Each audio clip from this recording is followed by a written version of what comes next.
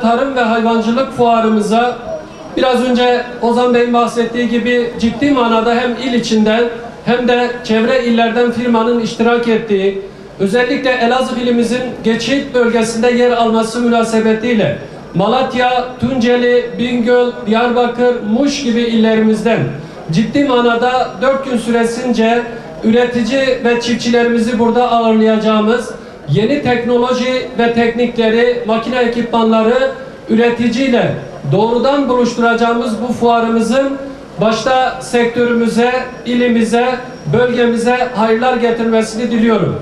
Özellikle 3 yıl önce bu serüvene başladığımız ve Sayın Valimiz başta olmak üzere bütün paydaşlarımızın ciddi rehberliğini ve desteğini hissettiğimiz, başarılı bir şekilde ikisini geride bıraktığımız, üçüncüsünü de inşallah 40 binin üzerinde ziyaretçiyi hedefleyerek açmış olduğumuz fuarda gerçekten son dönemlerde geliştirilmiş olan hem tohumlukların, fide ve fidanların, makine ekipmanların direkt üreticiyle buluşmasını sağlayacağız. Tabii üçüncüsü düzenleniyor. Gerçekten hem gelenekselleşmiş hem de çok güzel bir organizasyon.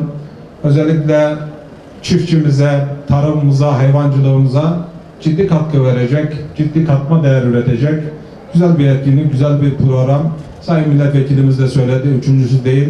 İnşallah kalıcı mekanda 23.sünü yapmayı da Rabbim nasip eder. İlelebet hem çiftçimize, hem üreticimize, hem tarım sektöründe iştigal eden, gıda sektöründe iştigal eden, hayvancılık yapan inşallah üreticilerimize ciddi katkı verir. Hem Elazığ'ımıza hem ülkemize, ekonomisine ciddi katkı verir diyorum. Ve burada sergilenen 82 firmanın, yetkilinin, katılımcının sergilediği 200'e yakın markayı hep birlikte göreceğiz. Geçen yıl 35 bin kişi ciddi bir katılımcı hem ilimizden hem bölgeden katılım sağladılar.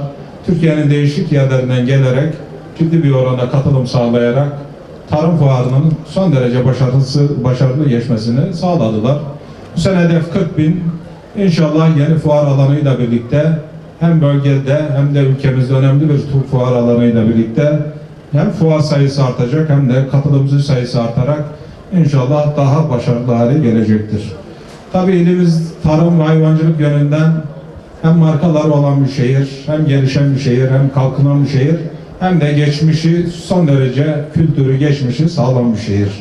Dolayısıyla markalaşmış olan orciğimizle, ağın leblebisiyle, boğaz kere üzümüyle ve bunun yanında yine marka tescili için başvurduğumuz diğer ürünlerimizde inşallah sadece ulusal pazarlarda değil, uluslararası pazarlarda da ciddi hem markalaşma hem de pazarlama çalışmaları yürütülmekte.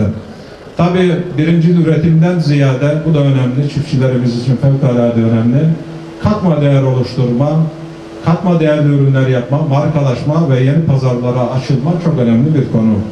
İnşallah bunları da hep birlikte oluşturduğumuz vizyonla, stratejilerle birer birer hayata geçirerek inşallah bu şehrin önemli markalarının yükselmesine, uluslararası piyasada yer almasına gayret edeceğiz, çalışacağız.